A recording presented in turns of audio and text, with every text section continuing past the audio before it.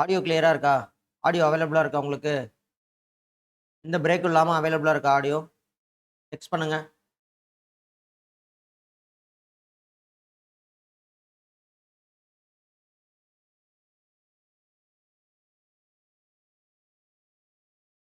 Clear. Okay. Super. Good morning. Good morning to one and all. So okay, last class பார்த்தோம். எந்த அளவுக்கு உங்களுக்கு புரிஞ்சுது, நல்லா அண்டர்ஸ்டாண்ட் பண்ண முடிஞ்சுது அப்படின்னு சொல்லிட்டு ரெஸ்பாண்ட் பண்ணியிருந்தீங்க. I'm very happy. ஸோ இன்னைக்கு கிளாஸ் வந்துட்டு we are going to see about estimation and costing. Very good morning Santosh. Very good morning Pavithra. Okay, so இன்னைக்கு நம்ம எஸ்டிமேஷன் அண்ட் காஸ்டிங்கை பற்றி தான் பார்க்க போகிறோம். சார் என்ன சார் டேரெக்டாக இங்கே சிலபஸ் எடுத்து வச்சுருக்கீங்க? லாஸ்ட் டைம்லாம் வந்து பார்த்தீங்கன்னா மார்க் வந்துட்டு ஒரு ஒரு இதுக்கும் டாப்பிக்குக்கும் பெக்குலியராக கொடுத்தீங்க. பட்டு இன்னைக்கு வந்து டேரெக்டாக சிலபஸ் எடுத்து வச்சுருக்கீங்க அப்படின்னு வந்து நீங்கள் கேட்கலாம். ஸோ எஸ்டிமேஷனை பொறுத்த வரைக்கும் எந்த இடத்துல இருந்து எவ்வளோ மார்க் வெயிட்டேஜ் எடுப்பாங்க அப்படின்னு ப்ரிடிக்டே பண்ண முடியாது. ஏன் பண்ண முடியாதுன்னு சொன்னாக்கா, இது ஒரு மிங்கிலப்பாக தான் இருக்கும். மேபி சொல்லலாம். இப்போ வந்து டேக்கிங் ஆஃப் குவான்டிட்டிஸ்லேருந்து எனக்கு ஒரு 6 மார்க்குக்கு வரும். அடுத்து வந்து ரிப்போர்ட் ரைட்டிங்லேருந்து ஒரு 3 மார்க் வரும்.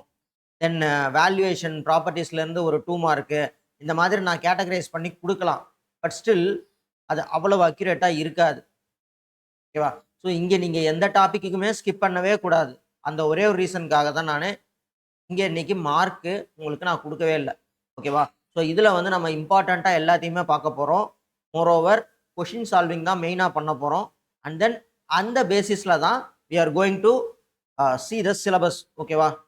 Okay fine. ஸோ எனக்கு சொல்லுங்க, ஃபர்ஸ்ட் ஆஃப் ஆல் எஸ்டிமேஷன் அப்படின்னா என்ன? இது எதை டார்கெட் பண்ணுது? What is estimation? இந்த டேர்ம் வந்து எதை காயின் பண்ணுது பர்டிகுலரா? What is your idea?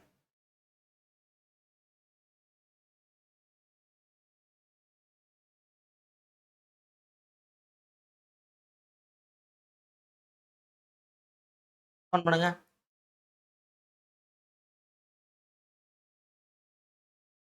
Probable cost of construction. Yes, very good. Probable cost. Super. Vino good. Venkatesan good. Dinesh. Okay super. அதுதான் ஒரு பில்டிங்கை நான் வந்து கட்ட போறேன் அப்படின்னா அதோட தோராய மதிப்பு.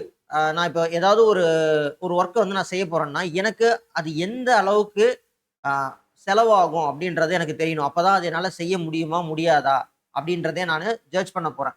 ஓகேவா? So it is within my limits or not அப்படின்ற ஒரு கன்க்ளூஷனுக்கு என்னால் ஆர் ஒரு ஐடியாவுக்கு என்னால் வர முடியும். ஃபைன். இப்போ இங்கே பாருங்க, நமக்கு எஸ்டிமேஷன் ஒரு பில்டிங் எஸ்டிமேட் பண்ணும்போது ஸ்டார்டிங்ல தோராய கணக்குன்னு ஒன்று போடுவோம். அதுதான் எனக்கு அப்ராக்சிமேட் எஸ்டிமேட். அடுத்து இந்த ஐட்டம்ஸ் ஆஃப் குவான்டிட்டிஸ் எல்லாமே நான் செய்ய போறேன்னு ஒரு டிசைனா இல்லை ஒரு ஸ்பெசிஃபிகேஷன் ஓரியன்டா எனக்கு ஒரு ரிப்போர்ட் வந்துடும். ஓகேவா?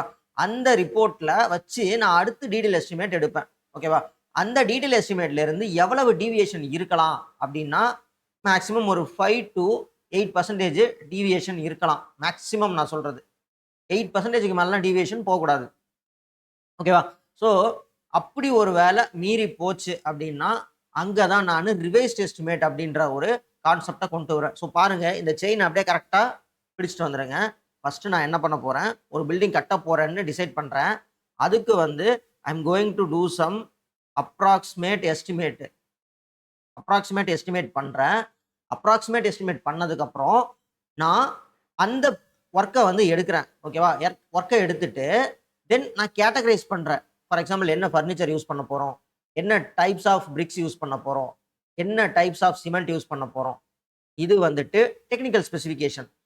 அதர் தேன் தட் டிசைன் வைஸாகவும் நான் காயின் பண்ணிடுவேன். லைக் என்னென்ன ஸ்பெசிஃபிகேஷன்ஸ்னா ரூமோட சைஸ் என்ன, பில்டிங்கோட ஹைட் என்ன, பில்டிங்கோட பிளின்த் என்ன.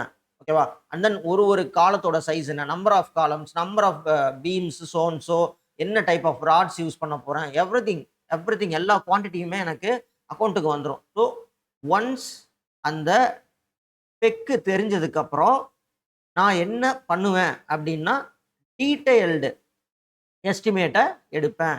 கரெக்டா? டீடைல் எஸ்டிமேட்டுக்கு போவேன். இப்போ எனக்கு என்ன ஆகுதுன்னா இந்த டீடைல் எஸ்டிமேட் எடுத்ததுக்கு அப்புறம் நான் அப்ராக்சிமேட் எஸ்டிமேட்டுக்கும் என் டீடைல் எஸ்டிமேட்டுக்கும் நிறைய டீவியேஷன் இருக்கு. ஓகேவா? ஸோ அதாவது ஒரு 10% மேலே போகுது, டீவியேஷன் போகுதுன்னா நான் என்ன பண்ணுவேன், மறுபடியும் என்னோட எஸ்டிமேட்டை ரிவைஸ் பண்ணுவேன். ஓகேவா? இதுக்கு பேரு ரிவைஸ் எஸ்டிமேட். சரி. ரிவைஸ் பண்ணதுக்கு அப்புறம் நான் என்ன பண்ணுவேன், அப்ரூவல்லாம் வாங்கணும். அப்ரூவல் இந்த சோ அண்ட் சோ இதெல்லாம் வாங்கணும். ஓகேவா? அப்ரூவல் அப்ரூவல் வாங்கிடுறேன். அப்ரூவல் வாங்குனதுக்கு அப்புறம் அகைன் நான் என்ன பண்றேன், என்னோட வொர்க்க ஸ்டார்ட் பண்றேன். என் வொர்க்க ஸ்டார்ட் பண்றதுக்கு முன்னாடியே இந்த பிளானிங் அப்படின்ற ஒரு பெரிய கான்செப்ட்ட நானு கோ த்ரூ பண்ணணும். அது சிஎம்சிபில நம்ம பார்க்கலாம். ஓகேவா? ஸோ இப்ப அந்த டாபிக்குக்கு போவேன்னா, பிளானிங் அப்படின்ற ஒரு விஷயம் வரும். தென் அதுக்கப்புறமா எக்ஸிகியூஷன். எக்ஸிகியூஷன் நான் பண்ண ஆரம்பிச்சுட்டேன்.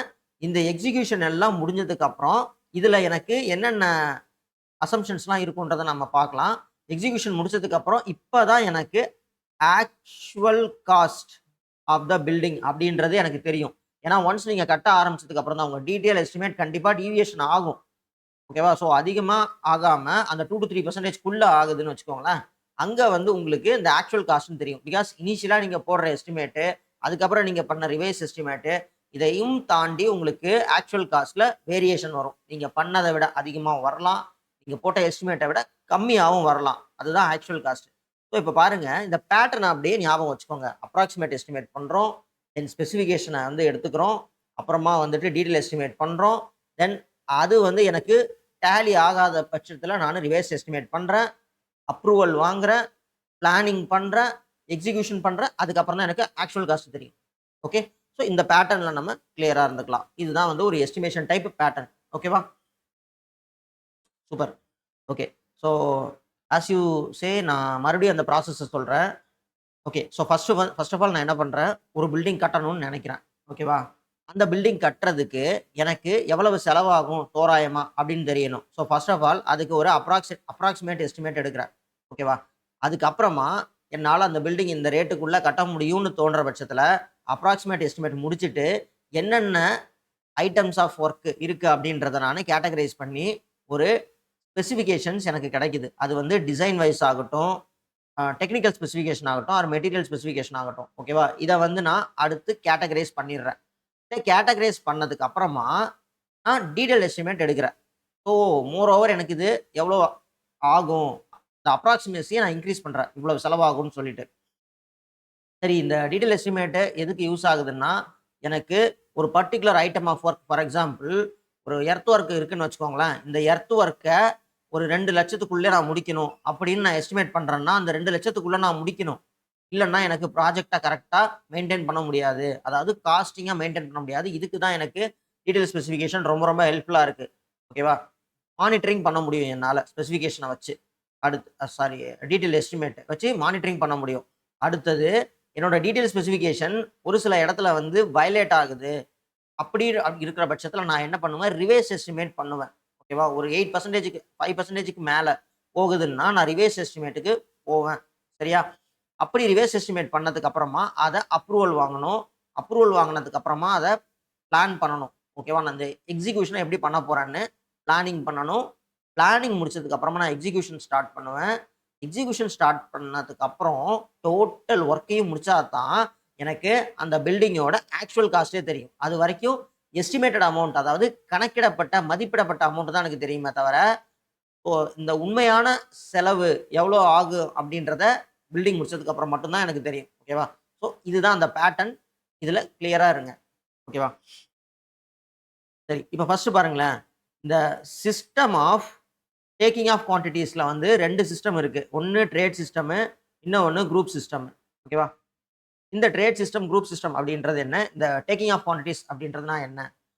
ஒரு டிராயிங் குடுத்துட்டாங்க உங்களுக்கு. இதுதான் உங்களோட வொர்க் அப்படின்னு சொல்லி குடுத்துட்டாங்க டிராயிங்க. ஸோ உங்க பில்டிங் என்னென்ன வொர்க்ஸ் எல்லாம் இன்க்ளூட் ஆயிருக்குன்னு உங்களுக்கு தெரிஞ்சதுக்கு அப்புறம், நீங்க எவ்வளவு குவான்டிட்டி அதுல இன்வால்வ் ஆயிருக்கு. ஃபார் எக்ஸாம்பிள் பிரிக் ஒர்க் ஆகட்டும், இல்ல வந்துட்டு ஒரு எர்த் ஒர்க் ஆகட்டும், ஃபினிஷிங் ஒர்க்கா இருக்கட்டும், இந்த மாதிரி எல்லாமே ஃப்ளோரிங் ஒர்க்கா இருக்கட்டும், டைலிங் ஒர்க்கா இருக்கட்டும், வாட் எவர்.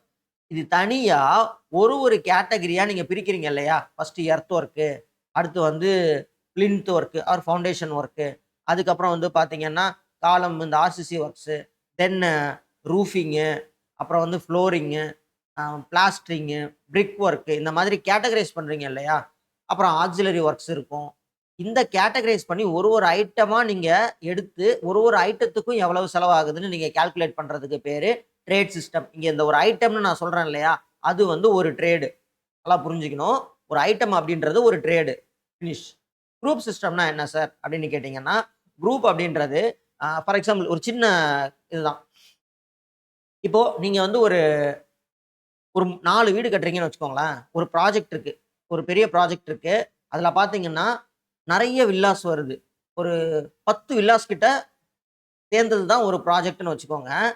இப்போ நீங்க ட்ரேட் சிஸ்டத்துல எஸ்டிமேட் பண்ணீங்க அப்படின்னு சொன்னாக்கா, அந்த 10 வில்லாவுக்கும் சேர்த்தி எவ்வளவு எர்த் ஒர்க் பண்ணணும்னு தான் நீங்க கால்குலேட் பண்ணுவீங்க. ஓகேவா? 10க்கும் சேர்த்து தான் நீங்க கால்குலேட் பண்ணுவீங்க. இதுக்கு பேரு ட்ரேட் சிஸ்டம். வேரஸ் குரூப் சிஸ்டத்துல வந்து பார்த்தீங்கன்னா, ஒரு வில்லாக்கு மட்டும் எவ்வளோ ஆகுது? எவ்வளோ காஸ்ட் வருது? அப்படின்னு. இப்ப பாருங்களேன். ஒரு வில்லாவுக்கு எவ்வளோ எர்த் ஒர்க்? ஒரு வில்லாவுக்கு எவ்வளோ ஃப்ளோரிங்க்கு? அந்த மாதிரி ஒரு வில்லாக்கு மட்டும் காஸ்டிங் எடுக்கிறது. அதாவது ஏதாவது ஒரு பர்ட்டிகுலர் ஸ்ட்ரக்சருக்கு இங்க ஐட்டம் கிடையாது. ஒரு பர்ட்டிகுலர் ஸ்ட்ரக்சருக்கு மட்டும் நீங்க காஸ்டிங் பண்றது பேரு குரூப் சிஸ்டம். அப்போ ஒரு ஒரு வில்லாவுக்கும் நீங்க செப்பரேட்டா காஸ்ட் எடுத்திருப்பீங்க. எர்த் ஒர்க் ஆகட்டும், இல்ல வந்து ஃபவுண்டேஷன் ஒர்க்ஸ் இந்த மாதிரி தனித்தனியா எடுத்திருப்பீங்க. இதுக்கு பேரு குரூப் சிஸ்டம். இத வந்து எந்த எக்ஸாம்பிளா சொல்லுவாங்கன்னா, இப்ப நீங்க ஒரு பில்டிங் கட்டுறீங்க. அதுக்கு பக்கத்திலேயே ஒரு வாட்டர் டேங்க் கட்டுறீங்கன்னு வச்சுக்கோங்களேன். அந்த பில்டிங் காஸ்ட்டுக்கும், அந்த வாட்டர் டேங்க்குக்கும் செப்பரேட்டாவே நீங்க எடுத்திருப்பீங்க. இப்ப வாட்டர் டேங்க்ன்னு கால்குலேட் பண்ணிட்டு, அதுக்கான earth work, footing work and then அதுக்கான காலம் ஒர்க் அண்ட் தென் அதுக்கான பீம் இது எல்லாத்தையுமே தனியா எடுத்திருப்பீங்க. வெறும் ஆ வாட்டர் டேங்க்குக்கு மட்டும். அதே மாதிரி இப்ப செப்டி டேங்க் எடுத்துக்கிட்டீங்கன்னா, செப்டி டேங்க்குக்கு மட்டும் டோட்டலா ஃபினிஷிங் வரைக்கும் எல்லாத்தையும் எடுத்திருப்பீங்க. இதுக்கு பேரு குரூப் சிஸ்டம். இது புரியுதா? கிளியரா? இது 2த்துக்குமான டிஃபரன்ஸ் புரியுது தானே? ட்ரேடுக்கும், குரூப்புக்கும் உள்ள அந்த டிஃபரன்ஸ் புரியுது தானே? கரெக்ட்டா? புரியுதா?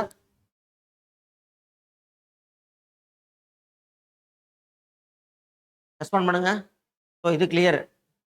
ஓகே. அடுத்து material requirement for different items of work. இதுல வந்து இவங்க என்ன சொல்றாங்கன்னா, என்னென்ன மெட்டீரியல்ஸ் என்னென்ன ஒர்க்குக்கு பில்டிங் ஒர்க் ஆகட்டும், ரோடு ஒர்க் ஆகட்டும், இந்த மாதிரி ஒவ்வொன்னுத்துக்கும் என்னென்ன மெட்டீரியல்ஸ் தேவைப்படுது, என்னென்ன மெட்டீரியல்ஸ் ஒரு ஒர்க் எக்ஸிகியூஷன்ல இன்வால்வ் ஆகுதுன்றத பத்தி பார்க்கிறது தான். அடுத்து preparation of data of works. Preparation of data of work அப்படின்றது ஒண்ணும் இல்ல. இந்த எஸ்டிமேட்டட் ஒர்க்க எல்லாத்தையும் சேர்த்து அதுல என்னென்ன டேட்டாஸ் இருக்கு. ஃபார் எக்ஸாம்பிள் ஒரு ஒரு ஐட்டத்துக்கும் எவ்வளவு எம் கியூப் வந்து வருது, எவ்வளோ காஸ்ட் வருது, எவ்வளோ லேபர் வருது. இது எல்லாத்தையும் வந்துட்டு ஸ்க்ரூட்டனைஸ் பண்றது தான். ஓகேவா? தென் ரிப்போர்ட் ரைட்டிங் அப்படின்னு பார்த்தீங்கன்னா, இதுல வந்துட்டு நீங்க ஒரு ஒர்க்க வந்து பண்ணிட்டு இருக்கீங்க. அந்த ஒர்க்க வந்து முடிக்க போறீங்க. ஜெனரலா என்ன ஒரு பிராக்டிஸ் இருக்குன்னு வச்சுக்கோங்களேன். ஃபேஸ் 1, ஃபேஸ் 2, ஃபேஸ் 3 அப்படின்னு சொல்லிட்டு ஒரு பெரிய ப்ராஜெக்ட்ட பிரிச்சுருவாங்க. தனித்தனி ஃபேஸஸா பிரிச்சுருவாங்க. இப்ப வந்து ஃபேஸ் 1 நான் முடிச்சுட்டேன்.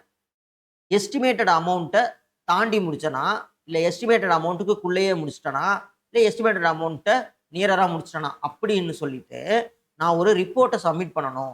என்னோட அந்த சக்சஸிபிலிட்டி ரேட்ட வந்து அவங்க ஜட்ஜ் பண்ணுவாங்க. அதுக்கப்புறமா தான் எஃபிஷியன்ட்டா பண்ணியிருக்கேன்னு தெரிஞ்சா தான் ஃபேஸ் 2க்கே போவாங்க. ஏன் ஃபேஸ் 2க்கு போவாங்க? ஒருவேள எஸ்டிமேட்டட் அமௌண்ட்ட விட நான் அதிகமா செலவு பண்ணி தான் என்னால அந்த பில்டிங் கட்ட முடியும்னா, ஃபேஸ் 2வ வந்து எனக்கு அவார்ட் பண்ண மாட்டாங்க. பிகாஸ் எஸ்டிமேட்டட் அமௌண்ட் அதிகமா போச்சுன்னா எனக்கு லாஸ். நான் லாஸ்ல வந்து பண்ண மாட்டேன். ஓகேவா? ஸோ இது மாதிரி ஒரு ஒரு இதுக்கும் ரிப்போர்ட்டே எழுதணும். அப்போ இந்த ரிப்போர்ட்ல என்ன இருக்கும் அப்டின்னா, எங்க பில்டிங் கட்டுறேன்? என்ன அளவுல ஸ்பெசிஃபிகேஷன் என்னென்ன ஸ்பெசிஃபிகேஷன வச்சு பில்டிங் கட்டுறேன்? அதே மாதிரி எவ்வளவு நாள்ல கட்டுறேன்? எவ்வளவு பிளிந்த் ஏரியால கட்டுறேன்? இந்த மாதிரியான டோட்டல் இன்ஃபர்மேஷன்ஸும் ஓவராலா இருக்கிறதுக்கு பேரு ரிப்போர்ட் ரைட்டிங். அடுத்து நெக்ஸ்ட் வந்து பார்த்தீங்கன்னா, வேல்யூவேஷன் ஆஃப் பில்டிங்ஸ். இப்போ நான் என்ன பண்றேன்? பில்டிங்கையே கட்டி முடிச்சுட்டேன். ஒரு 10 வருஷம் ஆயிடுச்சு. நான் வந்து ஒரு ரூ. 2,00,00,000 ஒரு பில்டிங்க கட்டியிருக்கேன். ஆனா 10 வருஷத்துக்கு முன்னாடி. பட் இப்ப அத நான் வந்து சேல் பண்ணணும்னு நினைக்கும்போது, அது நான் என்ன ரேட்டுக்கு சேல் பண்ணுவேன்? எனக்கு ரூ. 2,00,000 வந்து நான் செலவு பண்ணியிருக்கேன். அதனால ரூ. 2,00,000 குடுங்க அப்டின்னா, யாருமே குடுக்க மாட்டாங்க. ஓகேவா? ஸோ எதனால குடுக்க மாட்டாங்கன்னா, பில்டிங் வந்துட்டு அதோட வேல்யூவ இயர் பை இயர் இழந்துகிட்டே இருக்கும். கம்மி ஆயிட்டே இருக்கும். Because it is getting older. அப்படி அந்த அதோட வேல்யூவை இழக்குது பார்த்தீங்களா? அதுக்கு பேர் தான் டிப்ரிசியேஷன். இந்த டிப்ரிசியேஷன் அப்படின்ற கான்செப்ட்ட நம்ம பார்ப்போம்.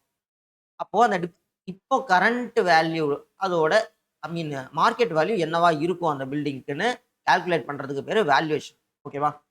அடுத்து ரெண்ட் ஃபிக்சேஷனும் அதே மாதிரி தான். தென் அப்ராக்ஸிமேட் எஸ்டிமேட்ஸ் அப்படின்றது உங்களுக்கு தெரியும். நான் பில்டிங் கட்ட போறதுக்கு முன்னாடி எடுக்கிற அந்த எஸ்டிமேட்ஸ். ஓகேவா? இது வந்து பிளிந்த் ஏரியா மெத்தட் இருக்கு. அப்புறம் வந்துட்டு பே மெத்தட் இருக்கு. டிபிக்கல் பே மெத்தட் இருக்கு. தென் கியூபிக்கல் ஏரியா மெத்தட் இருக்கு. ஓகேவா? சோ அண்ட் சோ இந்த மாதிரி இருக்கு. இதுல வந்து உங்களுக்கு எது அடிஷனலா சேர்த்திருக்காங்க அப்படின்னா, இந்த ஹார்பர் இருக்கு இல்லையா? ஹார்பர்ல இருந்து harbour floating structures such as ஜெஃப்ரி, வார்ஃப், பிரேக் வாட்டர்ஸ் இது வந்து புதுசு. பிளஸ் இந்த சிடிஎம்ஏ ரூல்ஸ் அண்ட் ரெகுலேஷன்ஸ், இந்த பில்டிங் பைலாஸ் இந்த ஒரு லைன் தான் புதுசு. இப்போ நம்ம மெயினா ஃபோக்கஸ் பண்ண போறது இந்த சிடிஎம்ஏ ரூல்ஸ் அண்ட் ரெகுலேஷன்ஸ், இந்த பில்டிங் பைலாஸ். இதுல இருந்து கண்டிப்பா 1 ஆர் 2 கொஸ்டின்ஸ் வர்றதுக்கான பாசிபிலிட்டிஸ் ரொம்பவே அதிகம். ஓகேவா? 1 ஆர் 2 கொஸ்டின்ஸ். சார் அப்புறம் ஏன் சார் இந்த ஃப்ளோட்டிங் ஸ்ட்ரக்சர்ஸ பத்தி ஒண்ணுமே சொல்லல? நியூ சிலபஸ் அப்படின்னு சொன்னீங்கன்னா, ஃப்ளோட்டிங் ஸ்ட்ரக்சர்ஸ பொறுத்த வரைக்கும் உங்களுக்கு அதுல என்னென்ன காம்போனன்ட்ஸ் இன்வால்வ் ஆயிருக்கு அப்படின்றத வரைக்கும் நம்ம தெரிஞ்சுக்கிட்டாலே போதும். ஓகேவா? இதுல ரொம்ப இன்டெப்த்தா போகணுன்ற நெசசிட்டியே கிடையாது. பிகாஸ் அவங்களோட ஃபோக்கஸ் எல்லாமே எங்க இருக்கும்? டேக்கிங் ஆஃப் குவான்டிட்டீஸ்லயும், வேல்யூவேஷன்லயும், ரிப்போர்ட் ரைட்டிங்ஸ்லயும், இந்த ரெண்ட் ஃபிக்சேஷன்ஸ்லயும் இதுல தான் அதிகமா உங்களுக்கு சர்க்குலேட் ஆயிட்டு இருக்க போகுது. ஓகேவா? ஸோ இப்போ வந்து இந்த சிலபஸ் பத்தின ஒரு கிளியரான ஐடியா உங்களுக்கு கிடைச்சிருக்கும்னு நினைக்கிறேன். ஸோ இத வச்சுட்டு நம்ம அடுத்து ப்ராப்ளம் சால்விங்க்கு போவோம். And in the mean time எந்தெந்த டாபிக்லலாம் ஃபோக்கஸ் பண்ணணும், அது எல்லாத்தையும் உங்கள இப்பயே நான் பார்க்க சொல்லிடுறேன். ஓகேவா? ஃபர்ஸ்ட் பாருங்க.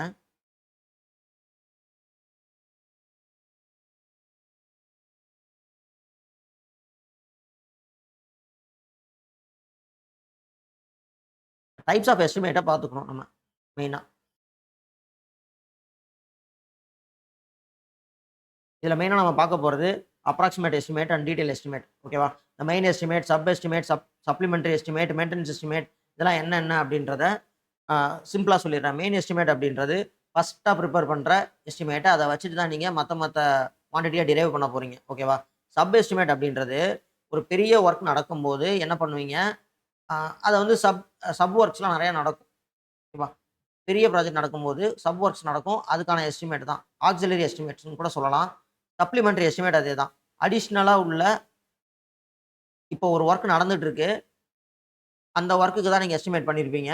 ஆனா, அடிஷனலா ஒரு ஒரு சின்ன ஒரு பில்டிங் கட்ட சொல்றாங்கன்னா, அதுக்கு வந்து சப்ளிமெண்டரி எஸ்டிமேட் போடுவீங்க.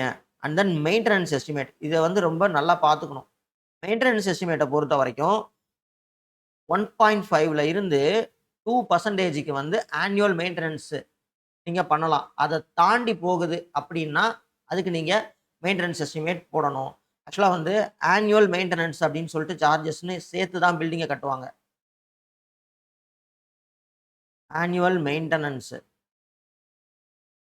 சார்ஜ் வந்து உங்களுக்கு 2%க்கு மேல போகுது ஒரு பில்டிங்க மெயின்டெயின் பண்றதுக்குன்னா, அப்ப மெயின்டனன்ஸ் எஸ்டிமேட்ன்னு சொல்லிட்டு தனியா ஒரு எஸ்டிமேட் போடுவீங்க. ஓகேவா? இது ரொம்ப முக்கியம்.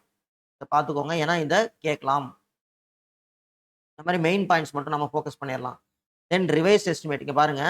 எப்போ நீங்க ரிவைஸ் எஸ்டிமேட் போணும்னா, இந்த 5%க்கு மேல போகும்போது வேரியேஷன் 5%க்கு மேல வேரியேஷன் போகும்போது ரிவைஸ் எஸ்டிமேட் நம்ம போகணும். ஓகேவா? தென் எப்ப வந்து ரிவைஸ் எஸ்டிமேட் போணும்? அத வந்து கேட்டகரைஸ் பண்ணியிருக்காங்க. இது வந்து ஜெனரல் இது. ஓகேவா? இது வந்து ஜெனரலா கேட்டாங்கன்னா இந்த 5% ஆனா 10% அதிகமா எப்ப போகும் அப்படின்னு பார்த்தீங்கன்னா, இந்த அட்மினிஸ்ட்ரேட்டிவ் அப்ரூவல்ல 10%க்கு மேல போனா ரிவைஸ் எஸ்டிமேட் வரணும்.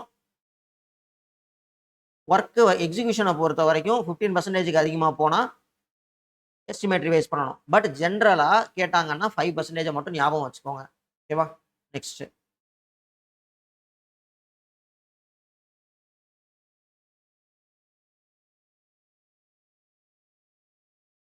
ம்.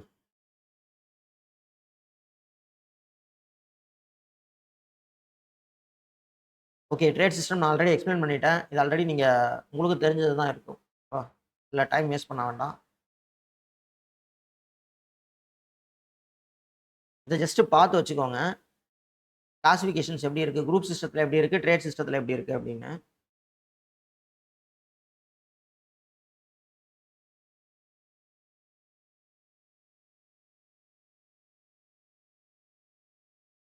அண்ட் தென் இதை பற்றி நம்ம பேசணும். ட்ரேட் சிஸ்டத்தை பொறுத்த வரைக்கும் என்ன அட்வான்டேஜ்னா, இப்போ நீங்கள் வந்து ஒரு கான்ட்ராக்டருக்கு கொடுக்குறீங்க, கான்ட்ராக்டர் கிட்ட விடுறீங்க. ஃபார் எக்ஸாம்பிள் எர்த் ஒர்க்குக்கு ஒரு கான்ட்ராக்டர், மேஷனரி ஒர்க்குக்கு ஒரு கான்ட்ராக்டர் அப்படின்னா, உங்கள் ஹோல் ப்ராஜெக்ட்டுக்குமே உங்களால் அந்த கான்ட்ராக்டர் கிட்ட விலை பேசிட முடியும். எங்க ட்ரேட் சிஸ்டமில் இருக்கும்போது. ஏன்னா மொத்தமாகவே நீங்கள் குவான்டிட்டி எடுத்துடுறீங்க. பட் இதுவே வந்து குரூப் சிஸ்டம்னா ஒவ்வொன்றுத்துக்கும் தனி குவான்டிட்டி எடுத்து ஆட் பண்ணணும். ஓகேவா? தனித்தனியாக ஆட் பண்ணால் தான் அது கிடைக்கும். ஸோ இது இட் வில் டேக் டைம். ஆனால் ட்ரேட் சிஸ்டத்தில் சிங்கிள் ஸ்ட்ரெச்லேயே உங்களுக்கு தெரிஞ்சிடும். இது ஒரு அட்வான்டேஜ். அண்ட் தென் இன்னொரு டிஸ்அட்வான்டேஜும் இருக்குது. என்னன்னா ஒரு சின்ன ஒரு சின்ன ஸ்ட்ரக்சருக்கு வந்து எவ்வளோ செலவாயிருக்குன்னு கேட்டால் உங்களுக்கு சொல்ல முடியாது. அதுக்கு நீங்கள் ரீஒர்க் பண்ணணும். ஐ மீன் ரீகால்குலேஷன் பண்ணணும். ஓகேவா? ஸோ இது வந்து ஒரு டிஸ்அட்வான்டேஜ். Then okay. எஸ்டிமேஷனில் நீங்கள் முக்கியமாக தெரிஞ்சுக்க வேண்டியது இந்த plinth area, floor area, circulation area என்ன அப்படின்றது. ஓகேவா?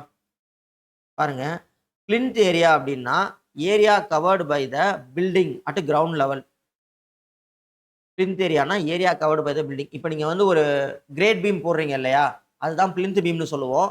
அது எந்த அளவுக்கு ஏரியாவை ஓவராலாக கவர் பண்ணுதோ அது வந்து உங்கள் பிளின்த் ஏரியா. ஓகேவா? இதில் வந்து எல்லாமே இன்க்ளூட் ஆயிருக்கும். அதுக்குள்ளே வர்றது வால்ஸ், ரூம்ஸ், பால்கனிஸ், வெராண்டாஸ் எல்லாமே இன்க்ளூட் ஆயிருக்கும். ஓகேவா? ஈவன் டெரேசஸ்லேருந்து ஷாஃப்ட்ஸ் வரைக்கும் எல்லாமே.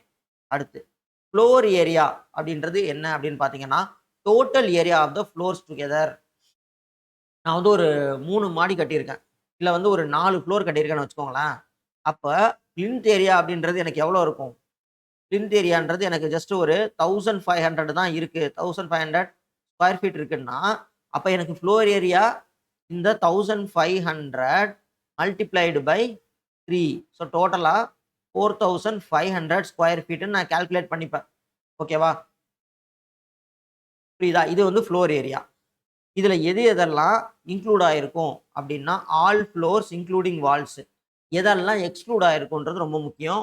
ஓப்பன் ஸ்பேசஸ் லைக் ஷாஃப்ட், இந்த ஷாஃப்ட்ஸ் இந்த மாதிரி ஓப்பன் ஸ்பேசஸ் இன்க்ளூட் பண்ணுவாங்க. இதெல்லாம் ரொம்ப முக்கியமானது. அடுத்து சர்க்குலேஷன் ஏரியா. சர்க்குலேஷன் ஏரியானா நீங்க எங்கெல்லாம் மூவ் பண்றீங்க, அதாவது உங்க வீடு இல்லாம உங்க வெராண்டா நடக்கிற இடம் எல்லாமே சர்க்குலேஷன் ஏரியால வந்துரும். ஓகே. பாருங்களேன். எதெல்லாம் இன்க்ளூடட்னா காரிடரு, ஸ்டேர்கேஸு, பேசேஜஸ், இந்த வெராண்டாஸ் இதெல்லாம் வந்துரும். எதெல்லாம் எக்ஸ்க்ளூடட்னா ரூம்ஸு, டாய்லெட்ஸு, பால்கனிஸ் இதெல்லாம் வராது. அப்புறம் ஏன் சார் பெட்ரூமு, ஹாலு, கிச்சன பத்திலாம் பேசல அப்படின்னா, அவங்கலாம் வந்து கார்பெட் ஏரியால வந்துருவாங்க. அவங்களும் இதுல வரமாட்டாங்க. ஓகேவா? ஸோ அடுத்து வந்து கார்பெட் ஏரியா, உங்க ரூம்ஸு, கிச்சன்ஸு, லிவிங் ஏரியா இதெல்லாம் வந்து கார்பெட் ஏரியால வந்துரும். சில இடத்துல வந்து இந்த கிச்சன்ஸ் வராது. இத வந்து இன்க்ளூட் பண்றதில்ல. ரூம், லிவிங் ஏரியாவ மட்டும் கார்பெட் ஏரியான்னு வச்சுக்கோங்க. Balcony, kitchen, pantry, stairs, walls இது எதுவுமே உங்களுக்கு கார்பெட் ஏரியால இன்க்ளூட் ஆகாது. ஸோ அப்ப நீங்க என்ன புரிஞ்சுக்கணும் கார்பெட் ஏரியான்னா, எந்த இடத்துல என்னால கார்பெட் போட்டு அங்க வாழ முடியுதோ அது கார்பெட் ஏரியா. நீங்க பாத்ரூம்ல போட மாட்டீங்க, கிச்சன்ல போட மாட்டீங்க. ஓகேவா? பட் உங்கள லிவிங் ரூம்ல போட முடியும், உங்க பெட்ரூம்ல போட முடியும். ஆ உங்க என்ன சொல்றது? இந்த டிராயிங் ரூம்னு சொல்லுவோம் இல்லையா? அங்க போடலாம். இந்த மாரி இடத்துல போடலாமே தவிர்த்து, இத தவிர்த்து வேற எங்கேயும் போட முடியாது. ரைட்? ஸோ அததான் கார்பெட் ஏரியான்னு அவங்க சொல்றாங்க. ஓகே. இதுல வந்து கிளியரா புரிஞ்சுக்கோங்க. நெக்ஸ்ட்.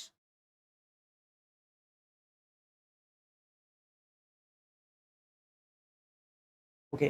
ஸோ இங்க வந்து ஸ்டாண்டர்டைஸ்டா வந்துட்டு ஒரு கால்குலேஷன் குடுத்துருக்கோம்.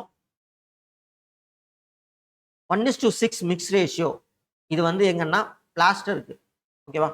1:6 ரேஷியோவா இருந்துச்சுன்னா, சிமெண்ட் எத்தனை M³ இருக்கும், சாண்ட் எவ்வளோ M³ தேவைப்படும் அப்படின்றத இங்க செப்பரேட் பண்ணி குடுத்துருக்கோம். ஓகேவா? ஸோ இது வந்து நம்ம எங்கெங்க எது எது யூஸ் பண்றோம் அப்படின்றத பொறுத்து இது சேஞ்சஸ் ஆகும். அதோட ரேஷியோ மாறும். உங்களுக்கு என்ன கேட்பாங்கன்னா, ரேஷியோவ டைரக்ட்டா குடுத்துருவாங்க. இந்த ரேஷியோவுக்கு எவ்வளோ சிமெண்ட் வந்து தேவைப்படும். அந்த மாதிரி கேட்பாங்க. ஓகேவா? ஸோ இப்ப ஜஸ்ட் இந்த இன்ட்ரோ முடிஞ்சிருச்சு. நம்ம டைரக்ட்டா இப்போ கொஸ்டின் சால்விங்க்கு போயிரலாம். அப்பதான் உங்களுக்கு இன்னும் ஈசியரா இருக்கும். ஓகே. ஸோ ஃபர்ஸ்ட் எனக்கு சொல்லுங்க. Calculate the capacity of a septic tank for 50 users with a provisional sum of 0.8 cubic metres per user. என்ன கேட்டிருக்காங்கன்னா, கெப்பாசிட்டி கேட்டிருக்காங்க. ஸோ டைரக்ட்டா நான் என்ன பண்ணிக்கலாம் இங்க, இந்த கெப்பாசிட்டி எப்படி என்னால கால்குலேட் பண்ண முடியும்? டைரக்ட்டா இத மல்டிப்ளை பண்ணா என்னால கால்குலேட் பண்ண முடியும். கரெக்ட்டா?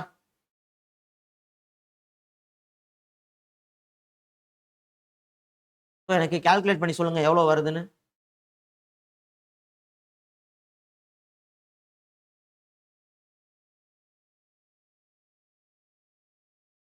Very good. 4 m கியூப் வருது. கரெக்ட்டா? அடுத்து. இங்க வந்து ஃப்ளோர் ஏரியா கேட்டிருக்காங்க பாருங்க. இது ஒரு பாயிண்ட். இத ஆட் அப் பண்ணிக்கணும். The floor area includes the area of balcony up to 2. Floor ஏரியால வந்து பால்கனி இன்க்ளூட் ஆகும். பட் ஃபுல்லா இன்க்ளூட் ஆகாது. எனக்கு 50% தான் இன்க்ளூட் ஆகும். Yes very good. Video stuck ஆயிடுச்சா? மறுபடியுமா? அதர்ஸ் சொல்லுங்க. வீடியோ ஸ்டக் ஆயிடுச்சா?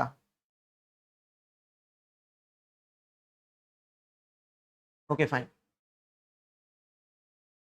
Next. In detail estimate the areas are worked up to the nearest. So இதுவும் வந்து பார்த்தீங்கன்னா very good. 0.01 M square.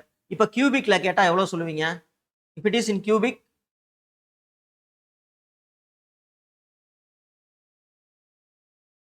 If it is in cubic very good. 0.01 கியூபிக்கா இருந்தாலுமே 0.01 M cube அஹ், அந்த அக்யூரசில தான் நாம ஒர்க் பண்ணுவோம். ஓகேவா? அடுத்து the quantity of bricks required for 1 m cube of brickwork in cement mortar 1:5. என்ன கேட்டிருக்காங்க? quantity of bricks required for ஒரு 1 m cube. அப்ப எவ்வளவு வரும்? brick work அப்படின்னு கேட்டிருக்காங்க. 500 bricks required for brickwork. Correct. S.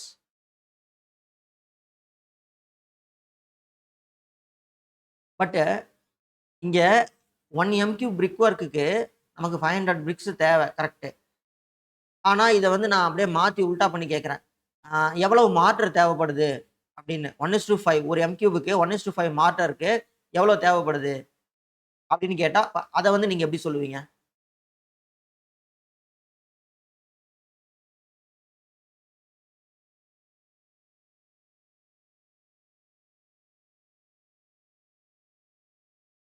See, இது வந்து ஒரு ரஃப் ஒரு தம்ப் ரூல் மாதிரி தான். ஓகேவா? பிரிக் ஒர்க் வந்து 0.27 சாரி மேஷனரி ஒர்க்குக்கு வந்து 0.27. ஓகேவா? பிரிக் ஒர்க் வந்து பாத்தீங்கன்னா 0.73.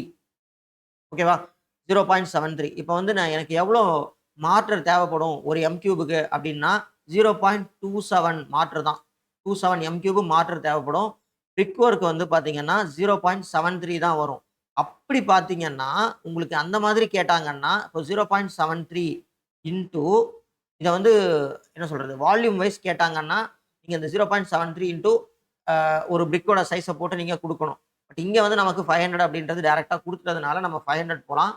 மார்டர் கேட்டாங்கன்னா 0.27 எம் கியூபு. ஓகேவா? இப்போ எனக்கு கேட்டாங்க 6 எம் கியூபுக்கு எவ்வளவு மார்டர் தேவை அப்படின்னு சொல்லி கேட்குறாங்கன்னா நான் என்ன பண்ணிடுவேன்? 6 இன்டூ 0.27. இது வந்து ஒரு தம் ரூல் தான். 6 இன்டூ 0.27 எனக்கு 1.62 கியூபிக் மீட்டர் எனக்கு வந்துட்டு மார்டர் தேவைப்படுது அப்படின்னு நான் கால்குலேட் பண்ணி சொல்லிடலாம். ஓகேவா? ஸோ இதையும் ஞாபகம் வச்சுக்கோங்க. Okay. What is the cement required in m cube? அதாவது 1 எம் கியூபுக்கு using the thumb rule for cement mortar 1:2 for 1 m cube of mortar. 1:2 cement ratio mortar தான் கேட்டிருக்காங்க. ஆனா நீங்க இதை டைரக்டா கேட்டா நீங்க என்ன பண்ணணும்? சிமெண்ட் ரெக்குயர்மெண்ட் அப்படின்னு கேட்டுட்டாலே நீங்க எங்க போகணும்? ட்ரை வால்யூமுக்கு தான் போகணும். ஓகேவா? ஸோ ட்ரை வால்யூமுக்கு போனீங்கன்னா தான் உங்களுக்கு கரெக்டாகவே தெரியும். ஓகே. இப்போ எனக்கு பாருங்களேன். இந்த 1.2க்கு நான் நான் ஒரு இது காமிச்சேன் இல்லையா? அது எல்லாத்தையும் விட்டுருங்க. எஸ் 0.5 அது எல்லாத்தையும் விட்டுருங்க. நம்ம இது எப்படி போடுறதுன்னு பார்க்கலாம். இப்போ 1 + 2 3 1 டிவைடட் பை 3 இன்டூ 1 அப்போ 0.33 இன்டூ எனக்கு ட்ரை வால்யூம் கேட்டிருக்காங்க அப்படின்னா நான் என்ன பண்ணுவேன்? Again 1 point multiplied by 1.33. So 1.33 into 0.33 moreover எனக்கு 0.43 வருது. இந்த 0.43 அப்படின்றது இங்கே 5 தான் எனக்கு 0.5. ஸோ ஏ தான் என்னோட ரைட் ஆன்சர். உங்களுக்கு வந்துட்டு எந்த நியரர் வேல்யூ வருதோ அதை நீங்க சூஸ் பண்ணிக்கலாம். ஓகேவா? சூப்பர். அண்ட் இந்த ட்ரை வால்யூம்க்கு மாத்துறதுக்கு நீங்க என்ன ஃபேக்டர் இன்னொன்னு எஸ். நீங்க ட்ரையா வந்து சிமெண்ட் இருக்கிறதுக்கும் அதை வந்துட்டு நீங்க வாட்டர் ஆட் பண்ணிட்டீங்கன்னா உங்களுக்கு வால்யூம் இன்க்ரீஸ் ஆகும். வால்யூம்ல சேஞ்ச் வரும். ஓகேவா? அதனால ட்ரை வால்யூம்ல வந்து நீங்க ஃபேக்டரா எடுத்துக்கணும்னா 1.33 அப்படின்ற ஃபேக்டரை மல்டிப்ளை பண்ணணும். இதுக்கு வந்து சிமெண்ட் மார்ட்டருக்கு. ஓகேவா? இதுவே எனக்கு காங்கிரீட் மிக்ஸுக்கு கேட்டாங்க அப்படின்னா 1.54 அப்படின்ற ஃபேக்டரை மல்டிப்ளை பண்ணணும். இது என்ன தெரியுமா? எனக்கு ஒரு 33% வந்து இன்க்ரீஸ் ஆகும் வால்யூம். ஓகேவா? அந்த 33% இன்க்ரீஸ் ஆகிறத வந்து நான் கம்மி பண்ணிக்கிறேன். ஏன்னா எனக்கு இதில் எடுக்கும்போது லைக் என்ன சொல்றது, வெட்ட ஆகும்போது வால்யூம் இன்க்ரீஸ் இருக்கும். அதை வந்து நான் காம்பன்சேட் பண்ணுறதுக்கு தான் இந்த 33% அப்படின்றத எடுத்துக்கிறேன். அதே மாதிரி இங்கே வந்து எனக்கு 54% அந்த வால்யூமில் சேஞ்சஸ் இருக்கும். எங்க காங்கிரீட்டில். ஓகேவா? இதை காம்பன்சேட் பண்ணுறதுக்கு தான் நான் இந்த ஃபேக்டரை ஆட் பண்ணிக்கிறேன். இந்த 1.54 அப்புறம் இந்த 1.33. ஓகேவா? இது வந்து காங்கிரீட்டுக்கு. ஸோ இதை வந்து கிளியரா புரிஞ்சுக்கோங்க. ட்ரை வால்யூம்க்கு தான். வெட்டு மிக்ஸா இருந்துச்சுன்னா இந்த ஃபேக்டர் தேவையில்லை. இது தேவை கிடையாது. நாட் ஃபார் வெட்டு. புரியுதா? ஸோ இதை தெரிஞ்சுக்கோங்க. அடுத்து for lime water 1:1.5 what is the amount of lime and sand in m cube? இங்க வந்து பாருங்களேன், இந்த ஆன்சர்ஸை பாருங்களேன். இதோட ரேஷியோ பாருங்க 1:1.5. இதெல்லாம் இதோட மல்டிப்ளை பண்ணி பார்த்தீங்கன்னா உங்களுக்கு தெரியும். இதுக்கு என்ன ஆன்சர் வரும் அப்படின்றத சொல்லுங்க. குயிக்கா சொல்லுங்க பார்ப்போம்.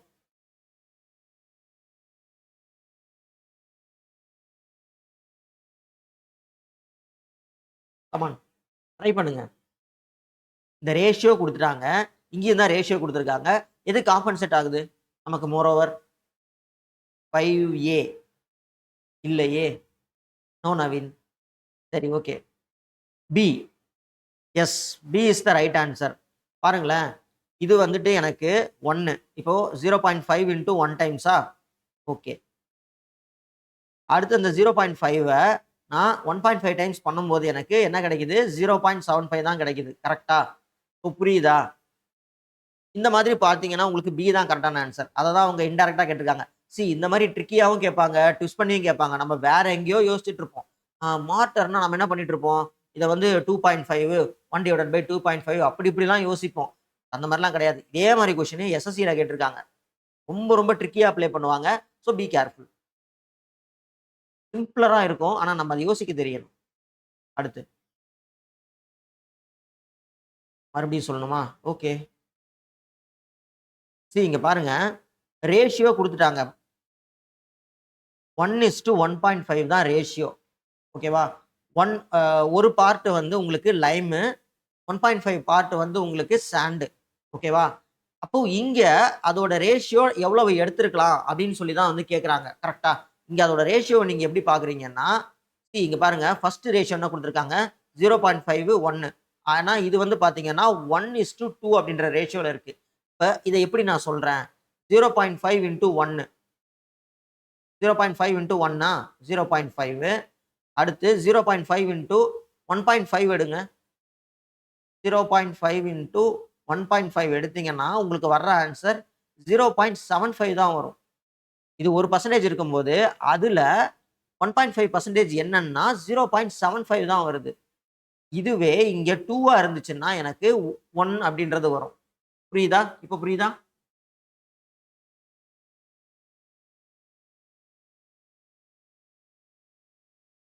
புரியுதா இல்லையா? சொல்லுங்க.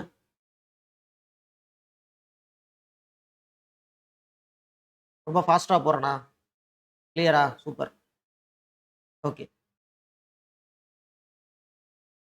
இங்க பாருங்க. The quantity of work that can be done by a labor in 1 day. அதாவது 8 மணி நேரத்துல ஒரு லேபர் செய்யற ஒர்க்குக்கு பேர் என்ன? ரொம்ப சிம்பிளரா தான் இருக்கும் கொஸ்டின். பட் இந்த டைம் நீங்க என்ன பண்ணுவீங்க? இந்த மாதிரி ஒன் லைனர்ஸை படிச்சுட்டு நம்ம டெசாக் இன்ஸ்டிடியூட் ஆல்ரெடி ஒன் லைனர் வந்துட்டு பப்ளிஷ் பண்ணியிருக்கோம். அதில் பார்த்தீங்கன்னா இந்த மாதிரி நிறைய ஃபேக்டர்ஸ் இருக்கும். அதை படிச்சிங்கனாலே ஓரளவு உங்களுக்கு ரொம்ப சிம்பிளிஃபைடாக இருக்கும். இந்த மாதிரியான கொஷின்ஸ் தான் உங்களுக்கு என்ன சொல்கிறது, எஸ்டிமேஷனில் ஒரு 60% கேட்பாங்க. 60% இந்த மாதிரி கொஷின்ஸ் தான் இருக்கும். கால்குலேட்டிவ் பார்ட் அப்படின்றது ஒரு 40% தான் வரும். நீங்கள் வந்து கால்குலேட் பண்ணுற மாதிரி. ஓகேவா? ஸோ இந்த பேசிக் டேர்ம்ஸ் இதெல்லாமே நல்லாவே தெரிஞ்சுக்கணும். சரியா? Yes, out turn off the labour. Very good. Yes, in detail areas the areas are worked out to the nearest. இது ஆல்ரெடி நம்ம பார்த்துருக்கோம். சி தான் இதுக்கான ஆன்சர். Very good. அடுத்து the following white wash work is unit. White வாஷ்க்கு வந்து unit என்ன? இந்த யூனிட்ஸ் எல்லாமே நம்ம பார்த்துக்கணும். Yes, square metre. அப்படியே வந்து நான் உங்களுக்கு இதில் கூட்டிகிட்டு போகிறேன். இதுக்கு மட்டும் இல்லை, மற்ற எல்லாத்துக்குமே வந்து நீங்கள் யூனிட்ஸ் பார்க்குற மாதிரி தான் இருக்கும்.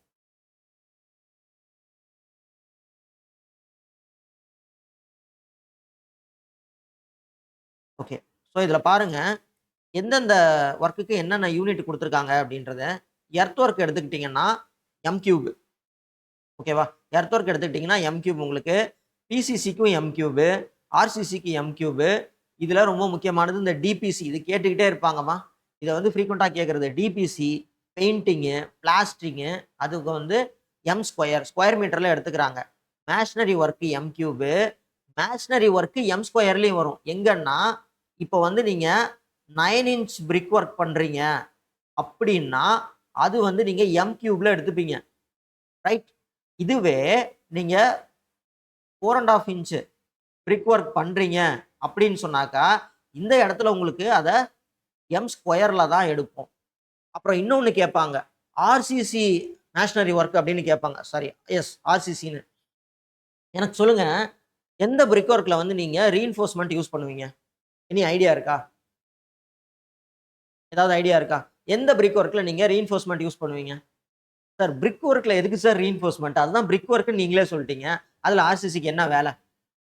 அப்படிதான் நீங்கள் யோசிப்பீங்க நிறைய பேர். பட் சைட் பர்சன்ஸ் இப்படி சொல்ல மாட்டாங்க. ஏன் சைட் பர்சன்ஸ் அப்படி சொல்ல மாட்டாங்கன்னா, உங்களுக்கு நல்லாவே தெரியும். 4.5 வால் கட்டுறீங்க அப்படின்னா ஸ்ட்ரென்த் வந்து கம்மியாக இருக்கும். அதோட லோட் பியரிங்கு இல்லை அதோட ஃபெயிலியரை வந்து அவாய்ட் பண்ணுறதுக்கு என்ன பண்ணுவாங்கன்னா, ஒரு 3 ஃபீட்டுக்கு ஒன்ஸு வந்து என்ன பண்ணுவாங்க, ஆர்சிசி போடுவாங்க. அதாவது பெல்ட் பிடிக்கிறதுன்னு சொல்லுவாங்க. அதை வந்துட்டு எம்போஸ் பண்ணுவாங்க. ஓகேவா?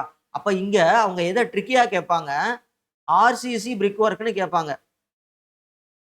அப்போ ஆர்சிசி பிரிக் ஒர்க்னு கேட்டால் உங்களுக்கு என்ன புரியணும், அது வந்து ஹாஃப் பிரிக். இதை வந்து 4.5 inch பிரிக் ஒர்க்னு சொல்லலாம், இல்லை ஹாஃப் பிரிக் அப்படின்னு சொல்லலாம். ஓகேவா? ஹாஃப் பிரிக்னு புரியணும். உடனே உங்களோட தாட் எங்கே போகணும், அது ஸ்கொயர் மீட்டர் அப்படின்னு போகணும். ரொம்ப முக்கியமான விஷயம், இதை தெரிஞ்சுக்கோங்க. இதை வந்து ஜஸ்ட் அப்படியே விட்டுறாதீங்க. ஓகேவா? Don't forget. Then pipeline work, electrical ஒர்க்ஸ்லாம் வந்து மீட்டரில் பண்ணுவாங்க. ஓகேவா? வுட் ஒர்க் பாருங்க, எம் கியூபு. இதுலேயும் ஒரு ட்ரிக்கியாக ஒன்று கேட்பாங்க. பாருங்களேன், wood work for plain surface. அது என்ன பிளேன் சர்ஃபேஸ்? ஷட்டர்ஸ் இருக்கு இல்லையா? டோர் ஷட்டர் ஆகட்டும், விண்டோ ஷட்டர் ஆகட்டும், இல்லை வந்து எனக்கு என்ன சொல்கிறது,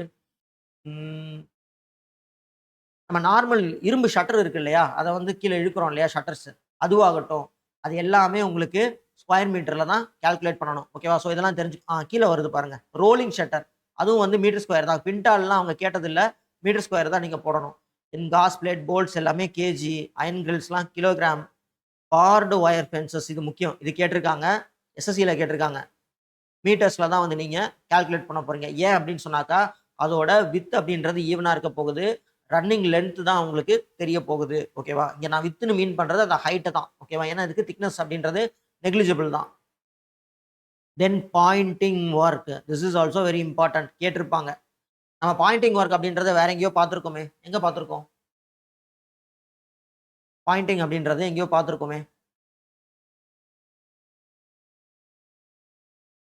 எங்கே பார்த்துருக்கோம்?